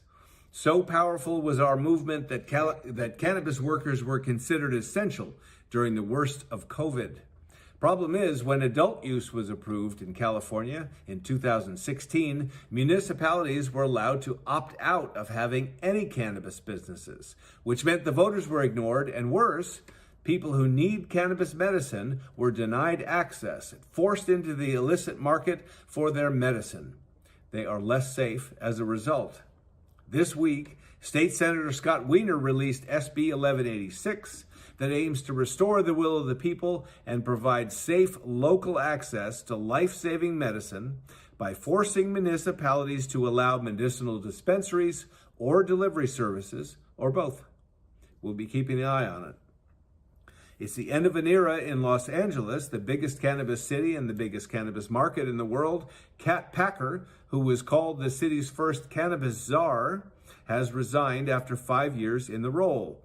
Packer, who has a BA, a master's, and law degree, and happens to be a gay black woman, built a powerful and missioned organization from scratch with never enough funding and facing constant and stiff opposition. Her office granted over 1,200 licenses, including 350 for social equity applicants. She will be remembered for prioritizing social equity in licensing, a spotlight that New York is trying to grab as if they thought of the idea. Now, former heavyweight boxing champ Thunder Mike Tyson, who is famous for my favorite aphorism, everyone's got a plan until they get punched in the face, and also for biting a piece of opponent Evander Holyfield's ear during a championship fight. To show there are no hard feelings, Tyson, who's now one of the most renowned fingers in the California cannabis game, has launched a new product, Mike Bites. They're blood red edible gummies in the shape of ears, with a bite taken out. Now, some people are crying foul. I think it's hilarious. Holyfield seems to be okay with it, so who cares? But let's hope that Lorena Bobbitt doesn't get any ideas. And I'm Christopher Smith, publisher of the American Cannabis Report, sharing respect for California's cannabis patients in arrears, wiping Cat Packer's tears, and hankering for Mike Tyson's gummy ears for Weed Talk News. Cannabis may be taking a backseat in Washington state. Lawmakers there have set aside $200,000 for research into psilocybin over the next 2 years. It's great news for holistic and plant medicine, but means the state's efforts on cannabis reform may be put on pause for now. Josh Kincaid has more in this week's Washington State Report. I'm Josh Kincaid from the Talking Hedge with the Washington State Cannabis Report for Weed Talk News. Of all of the crops grown in Washington, there's no crop that's more in need of a research commission than cannabis. The state of Washington produces over 500 different crops worth billions of dollars. All of these commodities receive extensive production research and support from Washington State University, the United States Department of Agriculture, and other state and federal agencies, except cannabis. Nearly all other forms of industry production benefit from a long list of research, extension, financial, and technical support from a variety of institutions. For example, every Washington grower of any other crop receives USDA-funded pesticide applicator training, worker protection, and safety training, but not cannabis growers. It's considered illegal for USDA to fund such work, and the university's policies forbid such training for cannabis growers, which leaves cannabis growers left to finance and develop such programs for themselves, hence the need for a self-funded and directed cannabis commission. So aside from a SRO or self-regulatory organization, a bill establishing a cannabis commission could be the single best mechanism to allow a grower to produce a crop that's safe for Washington customers, cannabis growers, and their employees. Next week, you guys are going to find out about Washington State's monthly cannabis sales figures. With that, we're going to have to roll up this Washington State Cannabis Report. I'm Josh Kincaid from the Talking Hedge, reporting for Weed Talk News. Don't forget to like, share, and subscribe, or don't, and I'm out. A win for craft cannabis growers in Illinois. For weeks, we've told you about how the state's largest cannabis trade association opposed canopy expansion for social equity applicant cultivators. Well, this week, a judge ruled in favor of the 60 new craft cannabis growing licenses, allowing a major expansion of the industry to newcomers. Craft growers are hailing the decision as a major victory for applicants trying to get started in the business. Thomas Howard has more in this week's Illinois Report. Hey, it's Tom Howard, the cannabis industry lawyer, with news out of the Illinois market. It's finally starting to move in Illinois. Lots of news came out last week. First, on the Ides of March 15th, of course, the IDPFR, which handles the dispensary side of the industry in Illinois, issued a notice to everyone that there will be another 55 dispensary licenses in a much more egalitarian style of lottery for those dispensaries later this year into the late summer or early fall. As the press release said, there will be 55 new dispensaries, mostly and basically only for social equity. It's going to be a very streamlined process, similar to lotteries that we have seen in Connecticut. And it's very similar to the lotteries that Washington State did way back in 2016, most recently, to licensed adult use dispensaries. There's some basic information that you will be putting together through a web portal, like your company's name, who the principal officers are. And then there's a small entry fee of $250, and that's it. You're allowed one application. That's all. And so there's no lottery stuffing like last time in the that happened in the dispensary lottery in the state of Illinois. And there's also news out of the craft grower lawsuit, but maybe not the dispensary lawsuit. The craft grower lawsuit moved quite substantially on March 10th, when many of those that had been disqualified were undisqualified, and the matter was remanded back to the Department of Agriculture for determining who actually wins those licenses. Not only that, the moratorium or the restraining order, the temporary restraining order, keeping the Illinois Department of Agriculture from naming the other 60 craft grow winners has been dissolved. So new licenses could be coming any day now. And then finally, there is a hearing for a motion to dismiss in the last lawsuit that's going to be up on May the 6th. And that's one is the Fox River Gardens lawsuit, a different lawsuit than the craft grower ones. But it appears that Illinois is starting to thaw. There are craft growers coming, there's more dispensaries coming, and the motion to dismiss the dispensaries lawsuit is going to be heard on May the 6th. So stay tuned to Weed Talk News. More MSOs are making their way to the Sunshine State. Just after MedMen announced it was leaving Florida entirely, make way for Planet 13. The Nevada-based company announced it's opening its first medical dispensary near Jacksonville with plans to open more. And True Leaf has a new shop in Boca Raton, which is now open for business. For more from Florida, here's Heather Allman. Thank you, Elena. It's time for the Florida Report from Weed Talk News. I'm Heather Allman from Cannabis Law Report. Trulieve has announced it will be closing its 200,000 square foot cannabis grow facility in Alachua County at the end of the month. The closure results from the company's acquisition of Harvest Health and Recreation in October 2021. One of the facility's 160 employees took to social media reporting they were fully informed of the March 31st closure, and they had the option to come to work or stay home and still be paid by the company until the last day. More than half of the Alachua County employees have already accepted jobs at other Trulieve locations. I guess that's the ones that are coming to work. Earlier this week, a $1.5 million mail delivery plot landed a man in Bay County Jail. The Panama City Police Department stopped a shipment of more than 190 pounds of cannabis being sent through the mail. Corporal Christian Shaw said the department responded in late January after UPS store employees noticed 3 large boxes that smelled of cannabis. A canine unit positively identified it as cannabis, and the street crimes unit officers intercepted a van attempting to pick up the 3 boxes. The van's driver was arrested and charged with trafficking, possession of a counterfeit driver's license, providing false ID to law enforcement, and possession of narcotics equipment.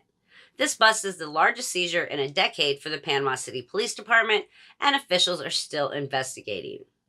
And in breaking news on Wednesday, DocMJ, a medical marijuana company based in Florida, will pay over $736,000 to resolve allegations that it bombarded consumers with spam text messages, allegedly violating federal law. According to a 2020 amended class action lawsuit, DocMJ regularly sent thousands of text messages advertising its services to prospective customers. But the hundreds of text messages received by the class action's main plaintiff were determined by police to be generated by an automatic dialing system or a random phone number generator. After several attempts, the plaintiff was able to successfully unsubscribe by texting stop. However, he says he never gave DocMJ permission to text him in the first place, so the text violated the Telephone Consumer Protection Act, or TCPA. And while Physician Compassionate Care, who's been doing business as DocMJ since June 2015, has not admitted any wrongdoing, they readily agreed to avoid the cost of trial and resolve these allegations with the $736,000 settlement. Class members can receive a cash payment of up to a whopping $18, and the final hearing is scheduled for August 12th. That's a wrap for Weed Talk News Florida Report. I'm Heather Allman from Cannabis Law Report. Have a great week ahead. Another sign things are returning to normal on the global scale. This week, Spain has been the center of the wide world of weed. Business owners and influencers from all over the globe flock to Barcelona for the International Cannabis Business Conference's Barcelona edition, followed by the world-famous Cannabis event. Stephen Arthur George takes a closer look in this week's European report. I'm Stephen Arthur George from SAG Advisory Services in Lisbon, Portugal. This is the European Cannabis Report for Weed Talk News. Europe finally raises THC levels for hemp food products. The European Industrial Hemp Association finally clocks a win when it comes to increasing the THC levels. This does not pertain to CBD, which is still being regulated by novel foods regulations. It is a step forward, though, for the European hemp industry, but as many of them say, there's still a lot of work to be done. Down south of Europe, after 20 years, Cannabis is still the biggest European cannabis event. The 3-day event just concluded this past Sunday in Barcelona. It drew thousands of individuals from all across the world, not just Europe. And seed sellers still seem to be the biggest highlight of the event. Finally, the European Monitoring Center for Drugs releases their new report. Interestingly enough, they studied the wastewater of 75 different cities in 25 different European countries. According to the study, cannabis and cocaine remain the most used drugs across Europe, but they also did mention that cannabis use seemed to be unaffected by COVID compared to the other drugs, or at least less affected. That's the European Cannabis Report. I'm Stephen Arthur George from SAG Advisory Services reporting for Weed Talk News. And here's something for you to take a bite out of. Former heavyweight champion Mike Tyson is unleashing a new edible into the world in the form of an ear. Not kidding. The newly released Mike Bites are a cannabis-infused gummy shaped like an ear. So you can feel just like Mike taking a bite out of Evander Holyfield. Only this bite will give you a little extra buzz. The edible is, of course, in reference to Tyson being disqualified for biting a chunk out of Evander Holyfield's ear during their heavyweight championship title clash in 1997. But Holyfield says it doesn't bother him, saying, quote, "I'm glad it happened because it gave me an opportunity to talk about what forgiveness is." What people don't know is Mike is a lot more knowledgeable than they think. They think he's crazy, but he's a business person now. And who would have thought we would ever see the day such a product would hit the market? Well, if you want to take a bite out of the new trend, you can check out Tyson20.com to find out where to get them. Why not give it a try, right? After all, it's a whole new world of weed out there, so use it wisely. That's it for Weed Talk News this week. I'm Elena Pinto reporting for Pro Cannabis Media. Hi, my name's Tai Chang. I'm the president and founder of Aloha Green Apothecary in Hawaii. We're a vertically integrated medical cannabis company with 3 dispensaries, 1 extraction lab, and 1 cultivation center near the North Shore of Oahu. We have over 150 employees now, and we've been working with Adaptive HR to meet our human resource needs. We're super excited to work with them as we expand, and we've grown at least 2-3 times over the last 2 years. So we look forward to a good relationship with Adaptive, and come visit us in Hawaii anytime. Aloha.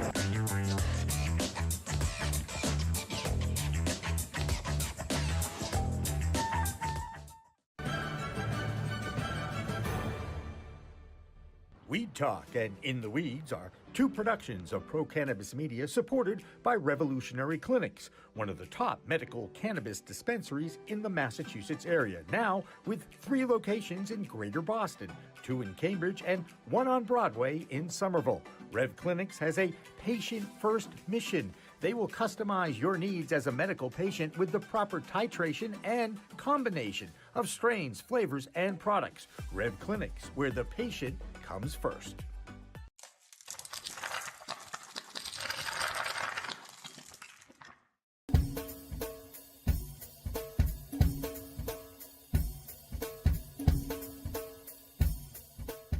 Difference is building a solution for that individual.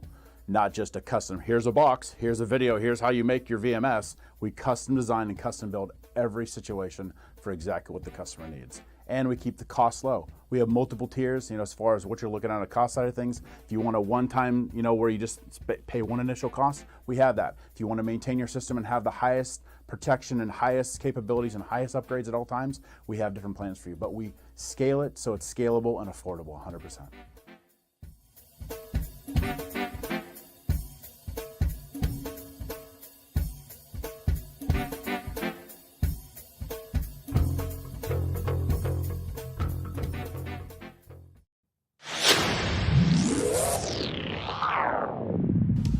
Hey, You want to grow your own plants? Check out Style Lighting's Grow Kit. It has everything you need to become an expert home grower and bring the power of the sun indoors. Style Lighting uses TCP's high-powered commercial LEDs that deliver twice the output in the market.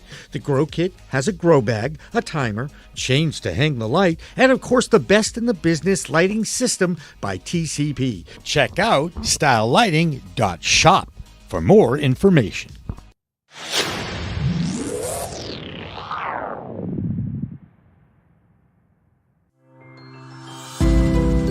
Meet Caduceus Science, the alternative wellness company. You know CBD, but how about CBG, CBN? That's right, Caduceus Science produces a range of full-spectrum products, all lab-tested in small batches to maintain the highest quality of products. CaduceusScience.com.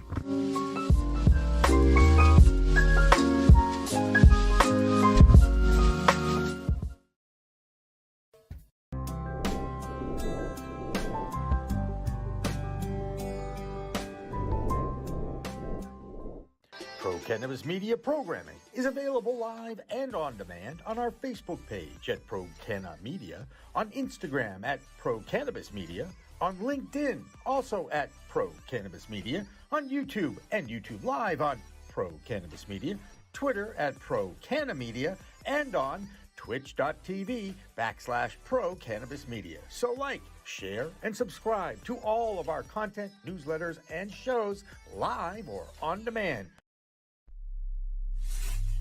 We are Pro Cannabis Media.